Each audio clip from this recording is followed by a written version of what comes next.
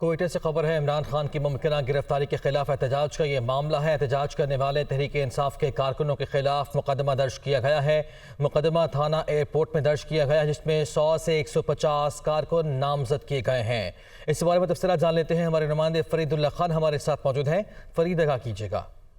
हाँ जी, बिल्कुल। ये पीटीआई के कारकुन गुज़श्ता रोज निकले थे, जब इमरान खान लाहौर से हमारी जानी रवाना होने की मुमकिन गिरफ्तारी के खिलाफ इनके कारकुन निकले। उन्होंने एयरपोर्ट रोड के करीब जो है तोड़ नासिर फाटक यहाँ पे एहतजाज करते हुए रोड ब्लॉक कर दिए थे, टायर जलाए थे और हर किस्म की ट्रैफिक को मुअत्तल कर दिया, जिसके खिलाफ पुलिस ने एक्शन लेते हुए आज कल रात को ही उनके खिलाफ मुकदमा दर्ज किया है, जिनमें मुख्तलिफ अल्फाज लगाएंगे। इसमें जो उनके जो कारकुन है पीटीआई के आलम खान, अजीज काकड़ वगैरह के समेत जो 150 अफराद के उनके खिलाफ मुकदमा दर्ज कर रही है। ताहम अब तक किसी किस्म की कोई गिरफ्तारी अमल में नहीं लाई गई है। जी ठीक है, गिरफ्तारी अभी अमल में नहीं लाई जाएगी। शुक्रिया आपका।